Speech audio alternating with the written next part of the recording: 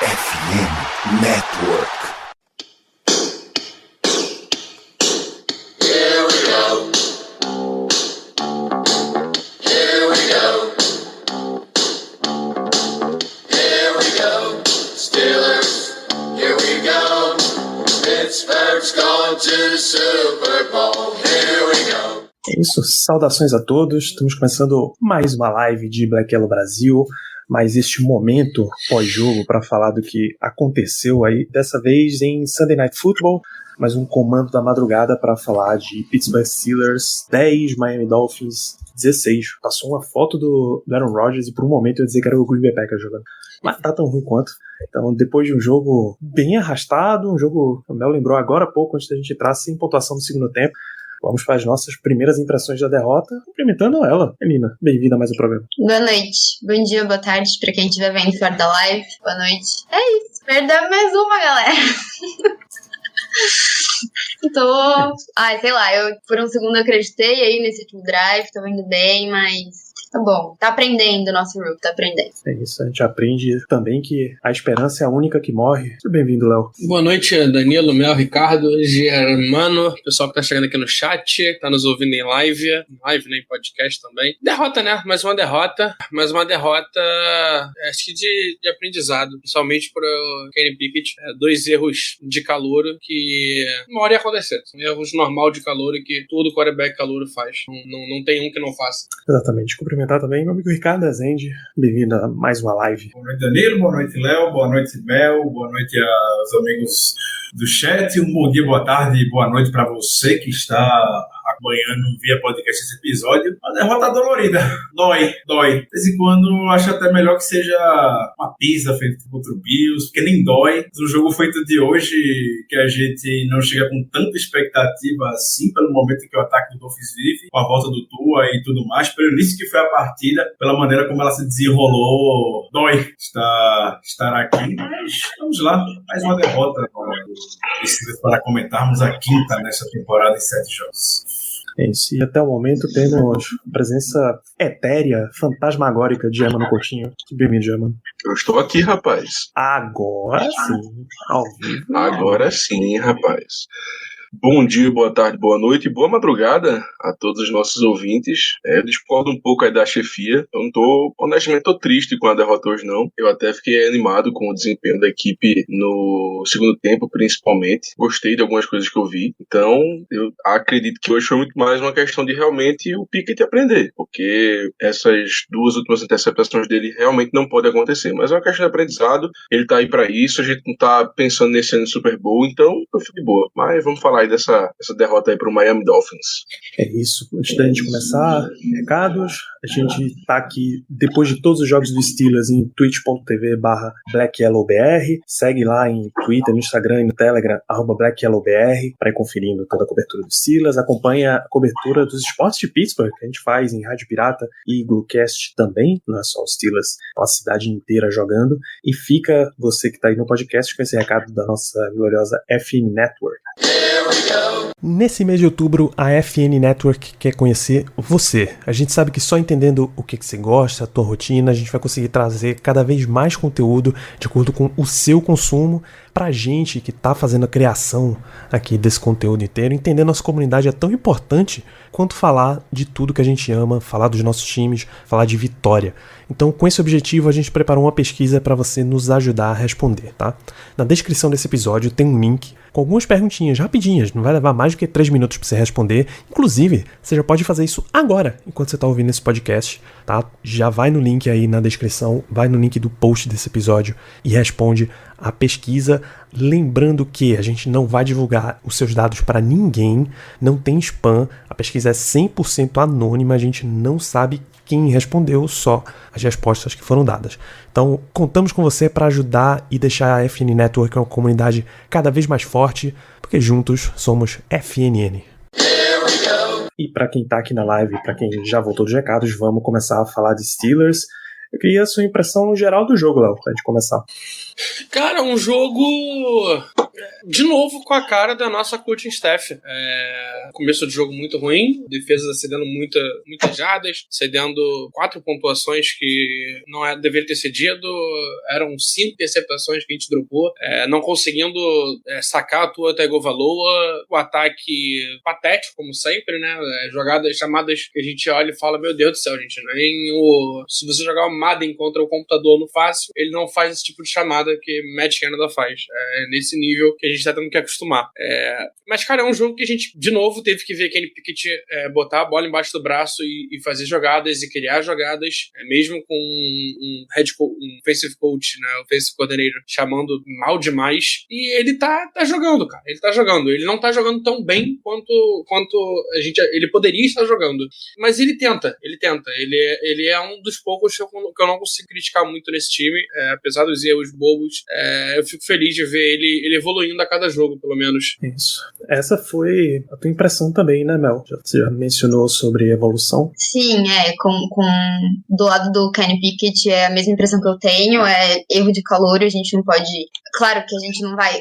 A gente passa pano, né, um pouquinho, mas é claro que a gente não pode passar pano pra tudo, a gente vai falar, foi erro de calor, tava limpo, ele dava, principalmente nessa interceptação, dava pra ele correr pro first down e depois sair do campo, tinha espaço, ia ganhar um tempinho ali, mais jogadas, mas ele tá aí pra aprender, é o que a gente falou no começo da live, a gente não tá pensando em Super Bowl esse ano, vamos ver o quanto ele consegue desenvolver. O nosso coaching staff, principalmente do lado do ataque, a gente sabe que não é bom, as jogadas não são muito bem desenhadas, então tem que ver até que ponto a gente pode ficar criticando o Kenny Pickett e falar se ele é ou não quarterback pros Steelers agora na semana 3 já. Então a gente tem que tomar cuidado com isso, mas eu acho que é isso, ele tá aí pra errar agora, pra aprender e mais pra frente ser mais decisivo do que ele está sendo nesses últimos jogos.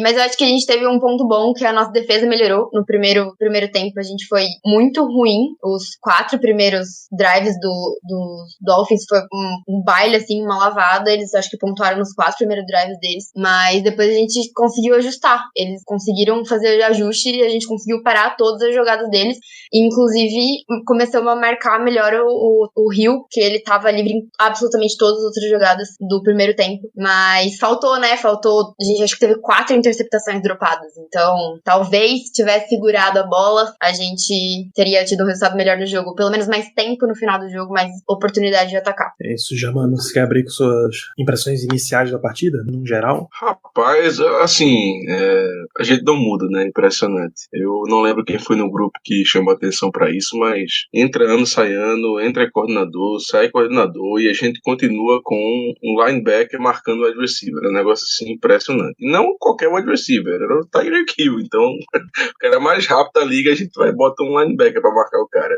Isso mostra que não tem muita mudança. Infelizmente, não tem. É uma coisa que a gente aponta, que todo mundo sabe, mas que continua acontecendo. Eu tento pensar de um lado mais positivo, especialmente no segundo tempo. Eu gostei do time.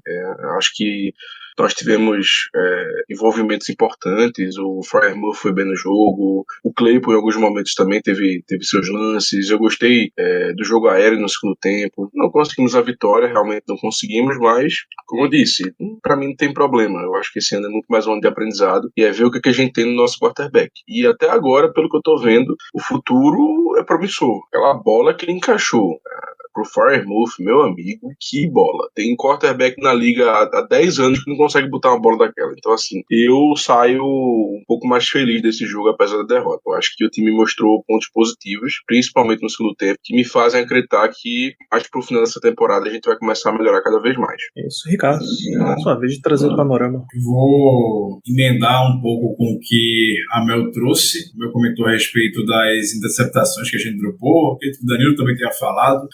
Isso é algo que inevitavelmente vai ser bastante comentado sobre essa partida, um jogo que foi apertado ao longo todo o jogo, quando a gente fez os ajustes na defesa principalmente, e Mike Tomlin foi bem direto agora há pouco na coletiva dele. Mike Tomlin disse que a defesa do Dolphins fez as jogadas que a defesa do Steelers deveria ter feito. Tivesse acertado 2 das bolas, pelo menos, que tivemos a oportunidade, e o Léo, acredito que pontuou isso muito bem ao longo do jogo lá no nosso QG. 2 field goals provavelmente não teriam acontecido. Por das hipóteses, a gente estaria no jogo 10-10, quem sabe. Então, não se, é claro, claro, a gente vai entrar em uma espiral aqui de muita coisa. Mas, levando em consideração a questão de turnover, muito provavelmente a gente não teria tido 6 pontos que 2 interceptações dropadas acabaram cedendo. E essas 2 interceptações que o Dolphins conseguiu fazer nas 2 principais campanhas no final do jogo garantiram a vitória deles, mérito total da equipe. Gostei muito dos ajustes que a gente fez na defesa. A gente vê claramente a mudança.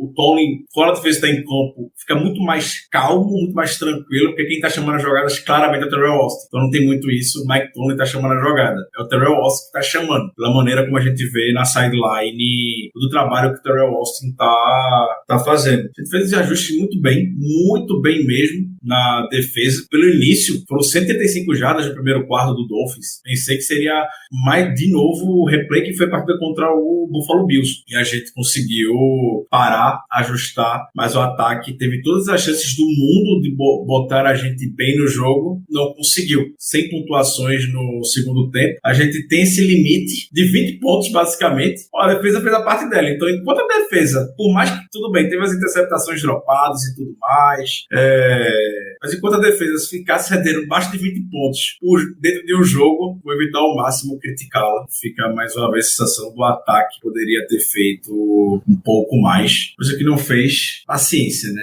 A narrativa dos Steelers nessa temporada, seja lá quem for o quarterback. O culpado a gente sabe quem é. Cara, agora você me trouxe um ditado popular que circula por aí, é que pra encaixar um franchise quarterback, você precisa de 2 coisas. Mas um quarterback calouro precisa de 2 coisas: beleza e paciência. Que se der certo, beleza. Se der errado, paciência. Nesse sentido, é esse tipo de coisa que a gente falava há alguns programas atrás. O que é queimar Kenny Pickett? É você ter um jogo ruim desses? Se um jogo ruim desses serve para aprendizado, tamo dentro. Você lembra a interceptação agora para Javon Holland? Foi a segunda dele no jogo. A transmissão mostrou certinho que, olha, essa bola aqui, ela tem que sair antes do... Foi Jonathan Johnson que ele passe? Tem que sair antes da quebra, porque o safety ele tá no local exato, no olho exato pra bola. Então, se você como quarterback aprende que, ok, com o safety nessa posição, com o meu wide receiver correndo essa rota, eu preciso soltar essa bola antes, então valeu a pena. O passe pra Pat Frymouth, que já não lembrou, pelo meio, é coisa de quem tá entrosado. Os passes pra George Pickens é coisa de quem tá entrosado. Então tem passos que você vai vendo que estão sendo positivos. Tem um monte de leitura que não vem. Vocês vão ver cortes durante a semana aí da galera analisando o 22 de várias jogadas de a gente tá olhando para um lado e tem um jogador bem livre do outro, ou tem muito espaço para correr. Assim, você põe em cima disso, de novo, chamada de coordenador ofensivo. Não vai ser amuleto o tempo inteiro, mas tem umas coisas que você precisa analisar. George Pickens fez baita recepção e touchdown no primeiro quarto, e de repente você foi até o quarto sem nenhuma chamada com bola para ele. Não só ele, o Frymouth também, né? Mesma coisa, Mof. Os dois 4/4 indo bem, correndo bem rota, recebendo bem passe e não são usados. Então você começa a ir empilhando coisas em cima da situação. Você tem chamada para corrida, por exemplo, com o Najee. Ele tem um muro na frente dele. Normalmente, o running backs, quando vem esse muro e não tem muita velocidade, não tem muito espaço para ele passar, ele entra pra pancada e tenta empurrar ali o máximo que ele conseguir. Ele tenta dobrar a corrida e sair desse muro. A gente tentou pular por cima de uma DL. Tem limite também, bicho. Uma coisa é você pular por cima de um cornerback 5'8", 5'10", que ele já tá descendo pra aplicar um tackle em você, que você é mais baixo. Outra coisa é você querer pular por cima de uma DL, pô. Os caras têm 6'2", 6'3", 6'4". Então vai ter uma série de coisinhas que vão pesando aí no jogo.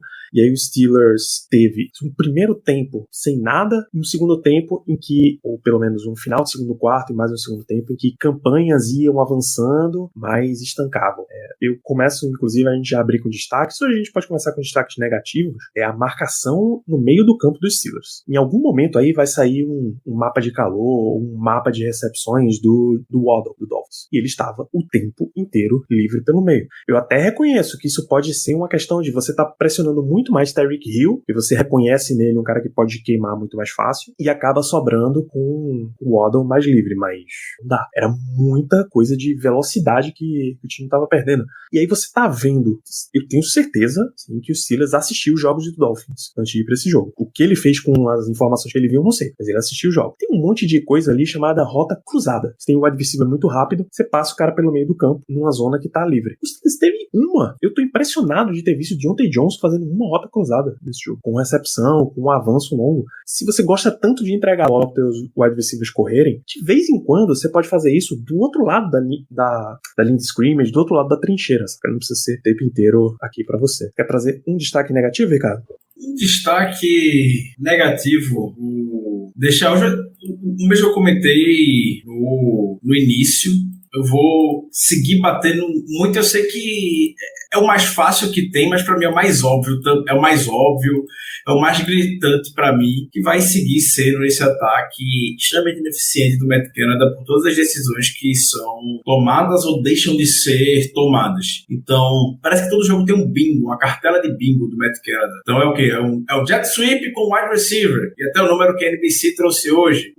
Os wide receivers do Steelers são os que mais correram com a bola ao longo da temporada. O quanto isso está sendo eficiente, o quanto as defesas já estão preparadas para isso. Estão, porque não está dando certo, a gente não vê isso dando certo mais. No início da temporada, que era algo novo. Agora a gente não está vendo mais, todo mundo está pronto. A gente vê o maldito pitch com Najee Harris, que a OL não consegue se movimentar rapidamente, é alguém que está perdendo bloqueio. Najee Harris não tem velocidade para fazer o pitch, ou o bloqueio não acontece, enfim.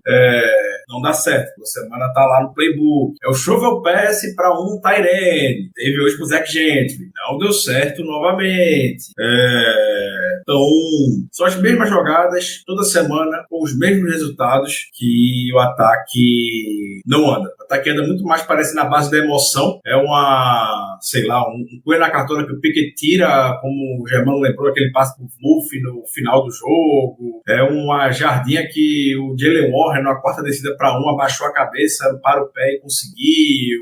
É sempre um limite. A gente não tem uma big play no ataque. E a gente no jogo passado quase não teve uma big play. O que a gente teve de big play no jogo passado contra o Buccaneers foi uma gafe que a gente aproveitou muito bem do Bucks, que foi aquela free play do Buccaneers com 2 jogadores em campo. O Conor Hill não tem nada a ver com isso, pegou a bola, se aproveitou muito bem e a gente conseguiu jogar mais 40 jardas. Foi nem mérito nosso. Que big play mérito nosso a gente teve nessa temporada, por exemplo? A jogada da temporada foi essa do Conor Hill. Hoje, mesma coisa. A gente não tem um desenho de ataque. Eu acho que a gente tem as peças necessárias para isso. Os jogadores de skill position que a gente tem podem ser muito mais bem aproveitados. Estão sendo? Não. O playbook é o mesmo, semana a semana. A gente não faz nenhum tipo de ajuste. Insiste na mesma coisa. Os resultados estão aí. A média de menos de 15 pontos por jogo. A gente não vai vencer muito jogo anotando só 15 pontos no jogo. A defesa, novamente, segurou abaixo dos 20 hoje. É pra gente vencer esse tipo de jogo. A gente não venceu. Vou seguir batendo e acordar na segunda-feira com a esperança de que, por mais que a gente saiba que isso não vai acontecer, era muito de movimentação. Vai acontecer? Não vai. Enquanto tiver lá o Matt Canada chamando jogadas, tem muita esperança que esse ataque a gente vai ver algo de novo na semana que vem. E Ricardo, eu até acrescento, se a gente fosse na mediocridade que a gente está acostumado e tivesse chutado 2 field goals, a gente teria levado o jogo pra prorrogação.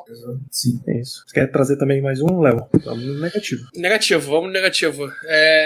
Cara, eu acho que a gente pode falar de Dotson. De novo, um jogo muito fraco do Dotson, cedendo muita pressão pelo meio da OL. Se não me engano, os 2 sacks foram na conta dele. Um eu tenho certeza que foi, o outro não lembro se contou na dele ou na do Demore, mas muito mal no jogo terrestre também. Então, cara, tem sido uma dor de cabeça. Teve holding também. Uma das faltas, inclusive, foi numa jogada que a gente estava na linha de 40 do campo de defesa. Foram 2 faltas seguidas, a segunda foi dele. Depois, na terceira, teve também uma do Demore, né? No próximo lance seguinte. Então, jogo ruim do Kevin Dotson.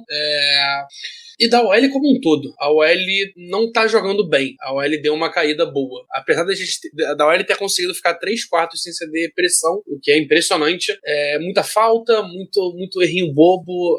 Contra a corrida, na corrida não consegue fazer o time rodar muito bem. Então, acho que a gente precisa de novo voltar um pouquinho os olhos pra essa OL. Talvez seja a hora de chamar um Leglu pra testar ele como guard. Não sei, cara. Não sei, mas o Dodson tá muito mal. O problema é, você sabe quem é o reserva de guard, e a hierarquia do elenco não vai deixar um cara do practice squad passar na frente, né? Quem que tem ido pro jogo de guard? Porque ele não tem ido pro jogo, né? Arsenal, Jesse Davis. Jesse Davis. Vamos testar o Jesse Davis. faz tudo ali, né? Bota ele pra jogar, vamos ver qual é dele, pô. Não está nada. Pelo menos no treino, nem que seja. É possível que eu esteja testando. Eu acho Não. que a OL tem 2 problemas. A proteção de passe, acho que não é mais um deles, mas ganhar nas trincheiras pra abrir espaço pra corrida, não consegue. E toda vez que é um run pass option, alguém passa, gente. Toda vez tem falta de alguém passa na linha de scrimmage. Eu não sei o que acontece. Não é possível que não sabe segurar o bloqueio do Tibia. Então, acho que são esses 2 grandes problemas da nossa OL agora. Quantas faltas a gente teve de legal man downfield só esse ano? Acho que já passou de 5. Cara, Todo só jogo acho que é de, só de RPO tem um, pelo menos, por jogo. O jogo Então.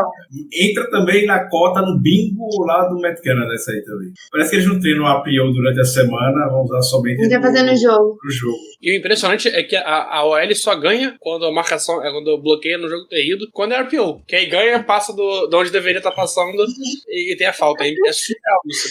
Germano, sua vez de descer a madeira. Rapaz, não tem como, cara. Sério, como eu falei no grupo.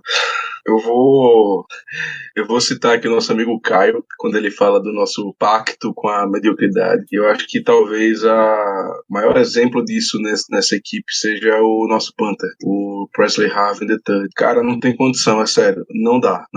Eu não me importo com os números que ele tem, sério, eu não me importo qual é a média dele, o que ele faz, quanto tempo de handball ele tem. Eu não me importo com isso realmente. O que me importa é que no jogo, qual é o maior indicativo que você tem que o punter tá indo mal? Quando o retornador simplesmente tá indo pra frente. Quando o retornador vai pra frente pra pegar a bola. Isso não pode acontecer. E todo jogo, todo punt isso acontece. Admito que no final desse jogo, acho que nos últimos 2 punts, ele até que teve punts bons, que o retornador acabou não indo pra frente, ok? Tenho que admitir. Mas, gente, isso aí tá sendo exceção. Não tá sendo a regra. A regra é toda vez que ele dá um punt, ou a bola sai muito antes, assim, pra fora do campo, uma coisa muito absurda, feito aconteceu no jogo de hoje, ou então o retornador anda pelo menos umas 15 jardas pra frente pra poder receber a bola, pra poder fazer a catch. Isso não pode acontecer. A gente fala isso todo podcast, é uma coisa que todo mundo vê, mas simplesmente ninguém faz nada. Sério, eu não consigo mais entender o porquê esse cara ainda tem um emprego. Eu não consigo. Será que não existe nenhum punter que seja melhor que ele? Será que a gente não pode testar ninguém? Pelo amor de Deus. Eu acho que eu acho que foi até com o Boswell algumas temporadas atrás, final de temporada que ele não estava indo muito bem. Chamaram o kicker, disseram que o Boswell lá tava com alguma lesão, enfim, o que é que foi. Sei que não jogou e testaram o cara. Custa fazer Matt isso. Wright, né? Nem sei, nem lembro mais. Cara, é sério. Deixa eu nessa época, o Matt Wright foi outra época. Foi Randy Bullock. Randy Bullock. Fat Randy. Enfim. O Harvin hoje, Germano, teve um punch de 26 jardas. Cara, é ridículo, pô. É sério mesmo, é ridículo. Toda vez que a gente vai pro punt, eu fico desanimado, pô. Não, e detalhe, não foi retorno. A bola foi pra fora. Foi, acho que o primeiro punt. Na linha de 45. Parece que o juiz foi até engraçado, assim, pra quem tá vendo de fora, porque o juiz chegou e falou assim, levantou a mão, a bola saiu e tal, ele foi andando pra frente, não parava não, velho. O cara não parava. Então, assim, custa o quê a gente testar alguém? Sério, eu acho que o maior exemplo da mediocridade desse time atualmente não é o Matt Canada. E olha que eu não gosto dele, é o Presley Harvin, porque realmente não tem condição. Já vem desde, no mínimo, a temporada passada, esse cara jogando mal e ninguém faz nada. Parece que o pessoal gosta dele porque, enfim. Ai. Não, e também, temporada passada teve uma época que acho que foi quando o pai dele morreu, que a gente teve um outro punter. Eu não lembro o nome dele, não sei onde ele tá. Ah, eu lembro. Lembro demais. Mas... Corliss Waitman. Você sabe paciência. qual é o desempenho dele no Denver Broncos? É top 5 da temporada, com tranquilidade. Então, e aí eu lembro que chegou na hora de escolher quem que eles iam ficar, eles escolheram o Harvin porque ele segurava a bola melhor na hora do field goal. E existe uma coisa também envolvendo o Pittsburgh Steelers. São extremamente orgulhosos com a escolha de draft. Não abre mão da escolha de draft. O Harvin foi uma escolha de draft na temporada passada. Então isso faz com que eles inevitavelmente tenham um apreço por ele. Também gostaria de ver uma movimentação, uma pressão, pelo menos. Chamar alguém para fazer teste e tudo mais. Ah, mas aí eles trazem. O problema é que eles trouxeram Jordan Berry. Não tem. Exatamente. O cidadão agora É um saudosismo. complicado. É sério, parece que eles são incapazes de testar outra pessoa. Não existe, a gente mandou o Bell embora porque o cara era inconsistente. Aí a gente drafta o Presley Harvin, que ganha a vaga, o Harvin também é inconsistente, e aí a gente fica entre o ruim que a gente tem e o ruim que a gente já teve. É uma maravilha, pô. E o cara que a gente tinha aqui, que a gente não ficou, seja lá por qual foi o motivo, tá lá em Denver indo muito bem. Enfim, né? Escolhas. É isso. Você até pode, tipo, ser um holder para um Panther, é uma das funções primordiais. Acho que o caso clássico é o Cowboys, que perdeu uma vaga de playoff, perdeu um jogo de playoff, na verdade, porque Tony Romo era o holder deles e ele errou lá na hora de segurar. E tem uma cacetada de jogada que o holder. A história do Ace Ventura, pô. O Damarino era o holder, ele segura a bola errado, o cara erra o chute. Mas você precisa estar o tempo inteiro avaliando. Você pode até botar isso num pacote Special Teams, porque Ganiotchowski, né? Quantas semanas ele precisou soltar a bola para o time finalmente perceber, pô, realmente a gente precisa fazer uma mudança aqui. Então esse ano tá meio amarrado, tá meio letárgico. Todas as avaliações dentro dos Steelers no sentido de mudança. Tem um ponto negativo que é pesadíssimo, foi decisivo pro jogo, a gente começou a mencionar aqui, que foram as não interceptações, né? Era pro Steelers ter uns 4 ou 5 turnovers, 4 se você for bonzinho, porque são 5 interceptações não seguradas, e assim, basicamente todas elas, o defensor chega a botar as 2 mãos na bola. Ou ele tá segurando só pelo rabo da bola, como a gente chama, só pela pontinha, ou ele começa a segurar e a bola bate na cara dele, ou ele faz o encaixe certinho, a bola passa no meio. Todas as formas de drop, de interceptação possível, o Steelers teve. E num jogo que tá tão apertado, que você tá até conseguindo gerar esse tipo de lance, você precisa converter, pô. Tem que converter. Não ia retornar pra interceptação, não ia retornar pra touchdown, o ataque medíocre, não ia fazer nada. Não interessa, pô. Se ajuda também. Se já tá você teve a oportunidade, você teve um momento ali na tua mão e deixou ir embora. Então esse precisa muito melhorar. É a história é por isso que esse cara é um defensor, é um cornerback, não um wide receiver, pô. Ficou parecendo um rodízio, pô. Cada um foi tendo uma chance e todos eles foram largando. Na mão de mim que não cai uma dessa. Mas eu acho que caiu. Uma que foi no final do primeiro tempo, eu acho, que desviou em alguém e tava caindo nele assim, mas caiu um pouquinho longe. Foi. Mas não, foi uma bola que foi em cima, né? Não foi em cima dele, mas desviou em um defensor, que não vou lembrar quem, e ele tava logo atrás, mas não deu tempo. Foi aquela que se ele pega, jogada de capa de revista e tudo. Chegando no endzone. Aquela de Troy Polamalu, sabe? Aquela interceptação lá do Troy Polamalu. Aquela de Minka, quando ele chega em 2019, ele tem um monte de interceptação, e várias delas são porque o time adversário não jogou pra ele, mas ele tava numa posição de que a bola ia bater em um, bater em outro, ia cair no colinho. Tem vez que sorte é um fator também, né? Quanto às interceptações, Danilo, eu vou ser bem sincero. Eu discordo somente um pouco em relação ao número. Eu até ia comentar isso aqui, ia pedir a opinião de vocês, porque eu só contabilizo 2. Eu só contabilizo 2 interceptações assim, que realmente foram dropadas.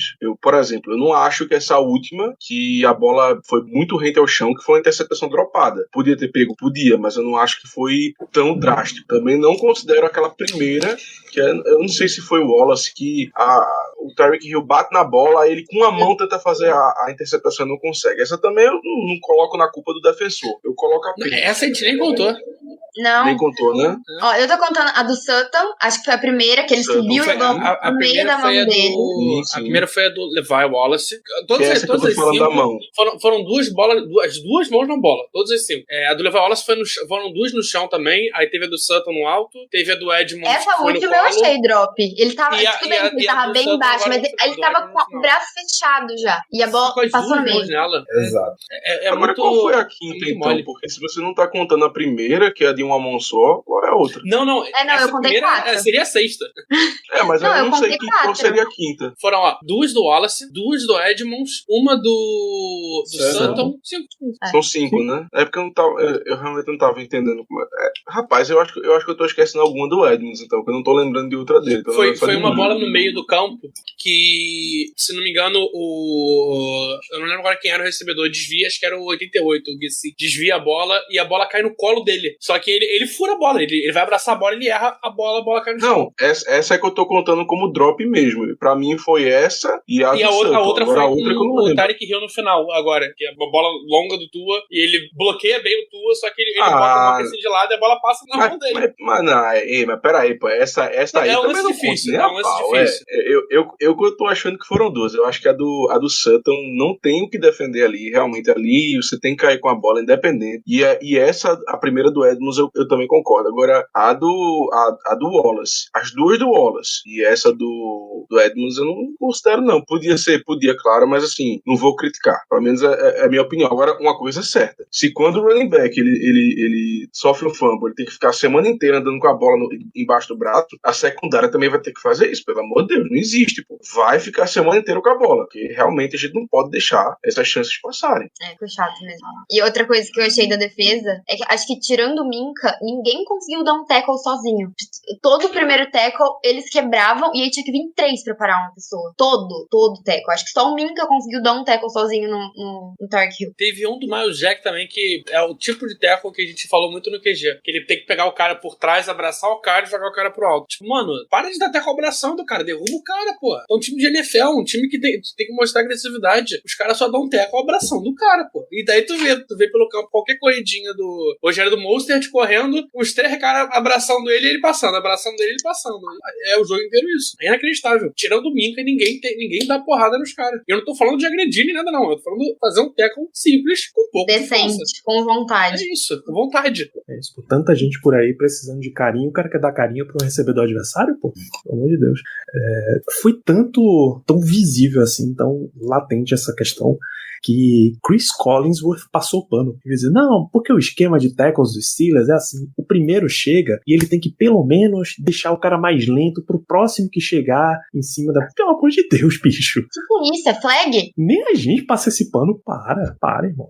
Quando Chris Collinsworth, ele lê exatamente tudo que tá acontecendo, você sabe que o negócio tá difícil. Tá muito difícil. Porque o Collinsworth é um cara de leituras simples do jogo. Ele até estuda bastante, mas ele é simples. E no simples ele acertou um monte de coisa que tava acontecendo com os Steelers. Então foi bem ruim. E aí nesse inteirinho aí de jogadas deixadas em campo, oportunidades perdidas, tem que falar do pass rush também, que inexistiu. Pô, Tua fez um excelente trabalho soltando a bola rápido. Os wide receivers do Dolphins são rápidos o suficiente para estar em posição quando ele solta essa bola rápido. O esquema ajuda ele a colocar os recebedores em posição para ele soltar essa bola rápido. Então veja a quantidade de coisas positivas que vai somando, né? O ciclo virtuoso. Mas mesmo assim, ganhou um, irmão. Highsmith contra Teron Armstead. Você até entende que ele vai sofrer e sofrer um monte. Mas aí o teu esquema tem que dar a variedade suficiente para que, se tu tem um cara que no momento é teu pass rusher 1 sofrendo contra o tackle 1 dos caras, alguém vai ter que estar sobrando, alguém vai ter que chamar as coberturas duplas e ganhar em cima dessas duplas. Se um não tá conseguindo, o resto do time tem que cobrir isso daí. O Steelers não teve basicamente pressão. Não sei nem se foi registrado tem um QB hit. Um QB hit só, nenhum sec. Eu entendo. Eu vou discordar um pouquinho disso. É óbvio que é preocupante. Não há como não ser a gente trazer isso aqui. Claro, precisa rever o jogo para poder até falar de forma mais embasada, podemos dizer. Mas a sensação agora, logo após o jogo, é que o time precisou abrir mão desse pass rush para poder ter o ajuste necessário ali no meio do campo a partir depois do primeiro quarto. E aí, até alguns momentos, no último quarto principalmente, quando a defesa precisou se arriscar um pouquinho mais até para poder a gente ter algumas paradas e tudo mais, a gente ficou mais exposto. Naturalmente, essas jogadas voltaram a acontecer. Que o esquema que o Dolphins tem para você ter um pass rush efetivo é muito complicado. Muito mais pela velocidade, porque o Tua estava se livrando da bola, passos extremamente curtos, passos extremamente rápidos, tem nem muito o que fazer mesmo, além do que o Tua também é um quarterback muito móvel. Então, preocupa, a gente já sabe que sem TJ Watt o pass rush não existiu, que não é de hoje, não é algo novo, mas eu não diria que hoje, necessariamente, é um fator que eu destacaria. Pode ser que eu mude durante a semana quando vier o jogo novamente, mas hoje pra isso eu vou passar um paninho pra defesa.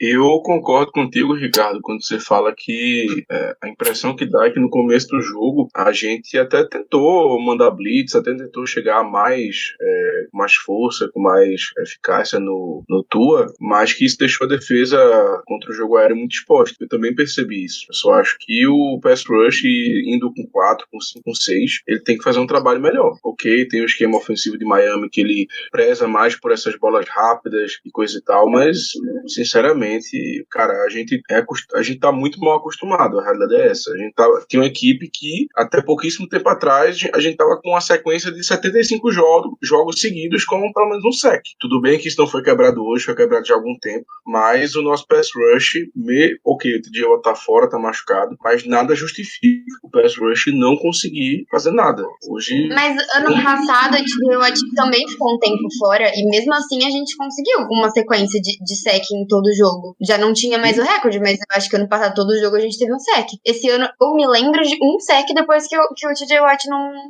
se machucou. Foi do Highsmith. Eu acho que teve mais, porque esse Highsmith tem 8 já. Teve.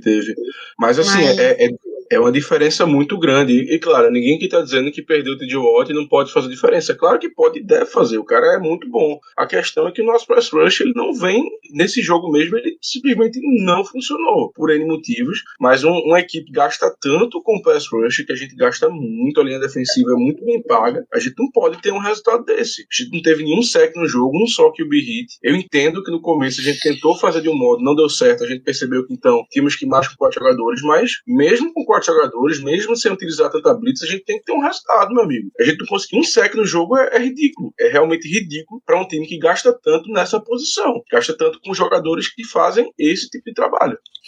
É o terceiro jogo da temporada que a gente não tem o sec.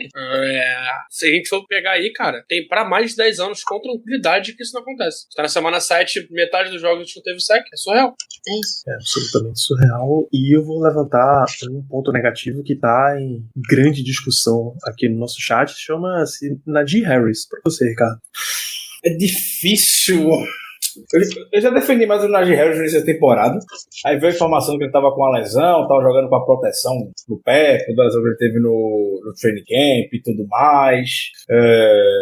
Mas ainda assim, a gente esperava ver um pouco mais dele, formular um pouco melhor. Acho que as desculpas pro Najee Harris estão acabando, pra gente não botar ele um pouco mais em evidência do que ele deveria estar. Sei que o OL não ajuda, sei que nosso esquema jogo terrestre não ajuda, a gente não tem muita criatividade, a gente não... As chamadas que tem com o Najee Harris também não são boas, feito o pitch que eu citei lá da cartela de bingo do Matt Canada. Mas mesmo assim, em alguns momentos falta um pouco mais de explosão que a gente via nele até a temporada passada. A gente não vai ver o Najee Harris correndo, dando corrida, sei lá, de 20 jardas. Ele não é aquele jogador de velocidade mesmo, de fato. Ele é pra ser aquele jogador com consistência, que ele vai ter uma média de 5 jardas por carregada, 5 jardas e meia, já vai nos ajudar. Entre 4 e 5 jardas durante o jogo. A gente não tá vendo isso. O Najee tá tendo volume de jogo. Tem um volume bem razoável dentro das partidas e a gente não tá conseguindo ver isso acontecer. As desculpas pro Najee Harris estão acabando. A gente esperava ver mais do Jalen Warren, até pelo que o Tony falou algumas semanas durante as coletivas. Hoje a gente não viu muito do Warren quanto esperava. Talvez seja necessário melhorar um pouco essa divisão de carregadas. Não botaria necessariamente como um destaque negativo, mas é um ponto sim. A luz amarela tá ligada. Isso foi super preocupante. Deixa eu ver se tem mais algum ponto negativo. Não, a minha lista fechou. Vocês têm mais algum por aí? Acho que podemos passar pro positivo. Pode começar, inclusive, Léo.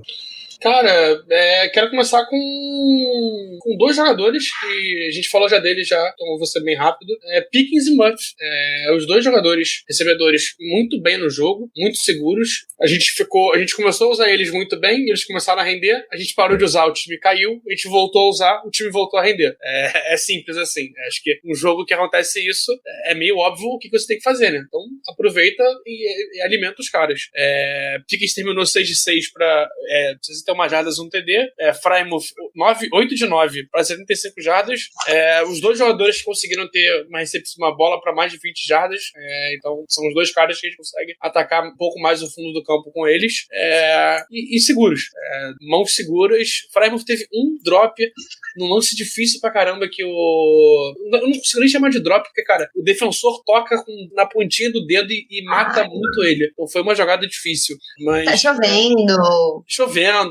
Foi um lance difícil. Mas são dois caras que, cara, a gente tem que usar. Se Deontay Johnson e Claypool não estão respondendo, vamos usar quem tá respondendo. Frymouth é a arma pro meio do campo. A gente começou a usar o Frymouth pro meio do campo. Ele tava com 20 jardas. Ele terminou o jogo com 75. Não é difícil. Pickens no lado do campo, ganhando rota, recebendo passe. É só a gente começar a usar mais os caras. Vamos usar o time que tá ganhando não se mexe. Se tá ganhando alguma coisa, continua jogando onde tá ganhando, né? Não é difícil. Não entra na minha cabeça a dificuldade de Matt Canada de fazer o simples. Você até vai ver argumentos por aí de que a bola só estava entrando para Pickens, para Frymouth no final do jogo, aquelas jogadas ali no meio do campo, porque o Dolphins queria exatamente que o Steelers chamasse jogadas pelo meio do campo, porque aí ele ia gastar muito mais tempo e não ia dar para alcançar no placar. Mas, assim, o Steelers provou que dava tempo sim. Então, se E no segundo quarto também, no segundo quarto que teve a melhor campanha, que virou touchdown, foi só eles na bola, basicamente. Então, não é muito parâmetro. É isso. Fica muito a impressão de que você tá distribuindo a bola, as chamadas, não exatamente por quem tá bem, não pela mão quente, não por posicionamento, é mais pra manter uma aparência, assim. É o famoso, o Matt Canada anota os papelzinhos, joga pro alto, quem ele pegar, tu logo lança a bola. Não tem critério nenhum. Umas coisinhas pra facilitar leituras ali do teu quarterback calouro ajudariam bastante nesse caso. Mel, fora Frymouth e Pickens, você quer trazer mais um positivo? Eu acho que o Claypool, no começo ele tava muito mal, mas depois ele ele ficou mais seguro, ele jogou melhor depois do primeiro quarto lá, que ele tava muito, muito mal. Mas, enfim, acho que não é um destaque tão significativo, não. Acho que do lado da defesa o Edmonds, muito bem, o jogo inteiro. No começo ele tava até melhor que o Minka. Acho que o Minka tacleou melhor que ele, mas na cobertura ele tava melhor. Então acho que ele é um destaque bem positivo, apesar dos dois drops aqui. Que drop, não foi drop, vai ter interpretação de cada um aqui. Mas apesar das duas bolas que ele deixou passar, eu acho que a cobertura dele tava muito boa. Muito bem, Germano.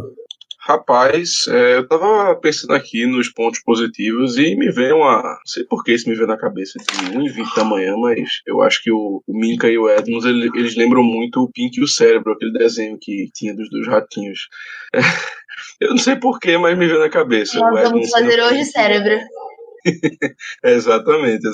Nós vamos conquistar o mundo. E aí, eu não sei porquê, mas me veio a cabeça isso aleatoriamente de 1h20 da manhã e queria compartilhar com vocês. Vou dar um ponto positivo e outro que eu vou explicar depois. Bom, eu tenho que dar esse ponto positivo, que no podcast passado, quando foi falar desse jogo, a gente frisou muito a questão das bolas longas. A gente pode dizer que não foi um problema. O Dolphins não teve nenhuma bola longa. A nossa secundária, ela não foi queimada em nenhum momento em bola longa. Ela foi queimada em bola curta e bola média? Foi, bastante. Mas em bola longa, pelo menos não. Então, assim, se a gente foi pro jogo com o intuito de parar a bola longa, de evitar que isso acontecesse, não deu certo. Então, eu tenho que dar esse ponto positivo. E eu vou dar um ponto não positivo, mas eu vou dar um ponto que eu vou criar agora, que é, não fez merda. Eu tenho que dar esse ponto. Eu tenho que falar do Olszewski, porque, assim, ele pelo menos não fez merda no jogo. Ele não dropou a bola, não teve fumble, não fez nada, mas pelo menos não fez merda. Então, já tá valendo. A gente vê que a situação tá ruim, que quando o ponto positivo é o cara que não fez merda, só. Eu queria tanto falar isso do Presley Harvin, eu queria tanto, mas não posso. Contigo, Ricardo. O que é que você traz de positivo? Eu tenho 2 destaques hoje, começando pelo... Ele ama um prime time, né? Já o apelidei carinhosamente do senhor terceira descida, o Trey Norwood, que apareceu muito bem. Já apareceu muito bem na temporada passada, um prime time contra o Seahawks. Outro prime time hoje que ele aparece muito bem. Me espanta até o Chris Collins, que ama ver esses caras aleatórios aparecendo e tudo mais. Foi uma boa lembrança, não lembrou dele. Mas hoje teve 3 situações de terceira descida que o Trey Norwood conseguiu tirar o Dolphins de campo. Então o Trey Norwood segue aparecendo muito bem nessas situações de terceira descida. Hoje não foi diferente. Um menino bom, menino bastante elogiado desde a temporada passada pela comissão técnica. E É mais uma curiosidade, na verdade, que vale dar um destaque positivo para a unidade toda de defesa. O Germano comentou até, a gente não se deu nenhuma big play, podemos dizer, para o Dolphins, da regularidade, podemos dizer, do ataque, conseguir bons avanços em alguns momentos. Mas é a 7ª vez que o Steelers enfrenta o Tyreek Hill e não se deu mais de 100 jardas em nenhum desses jogos. Seria o Steelers a criptonita de Tyreek Hill, que normalmente não tem bons jogos mesmo, necessariamente, big plays contra o Steelers. Até fui tentar lembrar alguns dos jogos da época contra o Chiefs. Teve jogos contra o Chiefs que o Chiefs amassou a gente temporada passada 2 vezes, né? Mas Tyreek Hill não foi um fator determinante nessas partidas. Hoje foi novamente, o Tyreek Hill não foi um fator determinante no jogo. Então, nossa comissão técnica consegue dar conta do jogador mais rápido da NFL, podemos dizer. Hoje não foi diferente e reforço novamente. Comissão técnica defensiva, semana passada entrou muito bem, teve um bom jogo contra o ataque do Bucks e hoje, apesar de não ter um bom início, a gente fez os ajustes necessários e teve um bom jogo. Então quero novamente... No segundo tempo a gente não cedeu nenhum ponto. Também não fez, mas não cedeu. Exato. O time tem melhorado no segundo tempo, né? Contra o Bills a gente já deu 7 pontos só, tá? Que entrou QB reserva por um tempo. Fernando Diniz estaria tão orgulhoso. Mas o time no segundo tempo tem, pelo menos, a defesa tem melhorado, tem cedido poucos pontos, né? É um lado que acho que a gente pode, talvez, se agarrar alguma coisa positiva, né? A defesa jogou o segundo tempo hoje todinho nas cordas. É um pugilista apanhando nas costas sem poder resistindo, porque a gente está assistindo leva mais do que 20 pontos. Já é para decretar, a gente não vai botar 20 pontos com esse ataque. E a gente cedeu 16 no primeiro tempo e foi o segundo tempo todinho. Não pode ceder, não pode ceder, não pode ceder nada, não pode ceder nada. O número mágico do jogo da gente seria o quê? Basicamente, 17 pontos para a gente poder vencer na última campanha. Seria o que a gente iria, basicamente, precisar. Então, méritos da comissão técnica defensiva conseguiu se ajustar muito bem ao longo do jogo para deixar o time em condições de ganhar com esses destaques positivos. Isso. Chega mais alguém aí para destaques positivos? Então, vamos para perguntas e comentários destacados. Começa contigo, Léo. Ted Bones. O jogo terrestre não está aliviando pro passe. O que é uma saída? Força mais o jogo aéreo para ajudar o jogo terrestre? Cara, chama mais jogadas diferentes no jogo terrestre. Né? O jogo terrestre não tá fluindo porque... Quais são as jogadas que a gente tem? Corrida, passe e punch. Não vai entrar nunca. Se você não começar a mudar um pouquinho a forma como o seu ataque joga, chamar passe antes de corrida, chamar corrida em jogadas que você não tá esperando uma corrida, pelo menos. O jogo terrestre não foi ruim hoje. A gente acabou não conseguindo pontuar tanto, mas o Najee conseguiu fazer jogadas ainda assim. Mais do que eu esperava. Inclusive, eu esperava que o Najee fosse ter um jogo para menos de 50 jardas corridas, teve 65 até, tá ok. Mas eu senti falta disso, conseguir mesclar um pouquinho a forma como o time joga. Fazendo isso, o jogo terrestre vai entrar. Se os caras já estão esperando, sério, tiveram dois drives seguidos, que na primeira jogada os cornerbacks do time adversário não ficaram parados, porque eles sabiam que era corrida. Os caras encheram o box, fecharam, blitaram a corrida, não conseguimos nada. Então, só de você mudar um pouquinho já facilita. Maravilha. Tem uma do Davi, Germano. Analisando friamente, o que é que falta no ataque? É só coordenador ofensivo? Olha, o principal ponto é esse. Acho que a gente não tem muita dúvida. Mas o que eu acho que falta no nosso ataque é simplesmente mais experiência, mais tempo. Eu vejo um crescimento muito importante do Kenny Pickett, que vem errando bastante até, mas também acerta muito. O jogo de hoje demonstrou isso. O passe pelo Frymouth, pelo amor de Deus, como eu disse no começo do programa, tem quarterback que tem na liga há 10 anos e que não sabe dar um passe daquele, que não consegue dar um passe daquele, melhor dizendo. Cara, a jogada que ele correu lá pro first down, que maravilha, velho. Eu fiquei muito feliz. Ele leu perfeitamente, quando ele viu um espaço, ele partiu correndo. Enfim, ele um lance que passa batido pra muita gente, mas que eu também achei maravilhoso. Um lance que ele sofreu uma pressão lascada do Dolphins ali. Eu acho que era o Chucks que perdeu a jogada pro pass rush do Dolphins. E aí o Kenny Pickett teve que sair do pocket. Não teve dúvida. Bolinha pra fora, tranquilo, vou viver pra mais um down. Então assim, ele tá crescendo, ele tá melhorando. Teve as interceptações, mas eu acho que o que falta pra esse ataque é mais jogo. Eu não acho que a gente esteja realmente precisando de tanta coisa assim. Não acho que a gente esteja precisando de um jogador em uma posição específica. Eu não acho. Eu acho que a gente precisa dar mais tempo pro ataque, dar mais tempo pro Kenny Pickett e, pelo amor de Deus, tentar melhorar as chamadas, porque não existe. Teve uma jogada mesmo, acho que foi até o Ricardo que comentou do pitch pro Najee Harris, pelo amor de Deus. Acho que era uma 2ª-9, meu amigo. Pra que você vai fazer um pitch numa 2ª-9? Isso não existe. Enfim, é isso. Não acho que seja só o coordenador, mas o principal ponto pra mim é que o ataque tem que ter mais tempo de jogo, tem que ter mais experiência, porque o nosso futuro, pelo que tudo tá apontando aí, é bem promissor. Ricardo, você tem notícia da pergunta do Renan sobre Calvin Austin? Tá no mudo.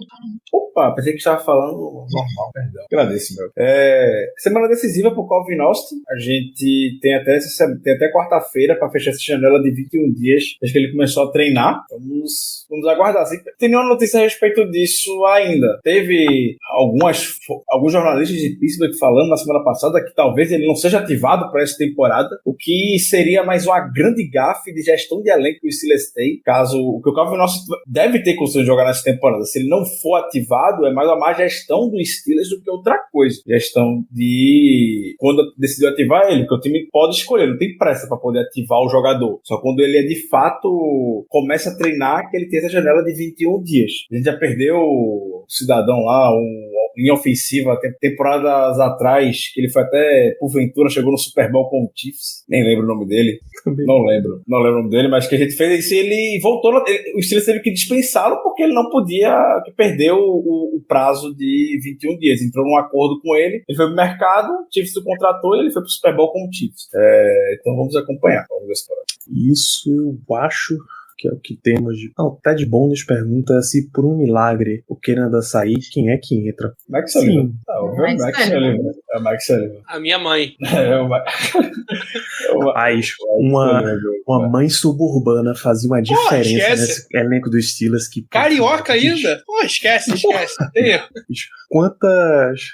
Quantas coisas a gente não já viu de Juju, que era claramente a mãe dele ali. A mãe dele falando, ele não fazia merda. E ela defendia, né? Quando saiu alguma coisa assim, tipo, nossa, a Juju, ela ia lá. Se o Pickett está pulando de completar passe, minha mãe, ela arremessava um chinelo com uma qualidade. A diferença é a bola. É de trocar de chinelo pra bola que tá funcionando. Tem erro. Então, fazia uma diferença absurda, mas a gente conhece o Steelers, sabe que não vai fazer, a essa altura do campeonato, nenhuma troca muito grande.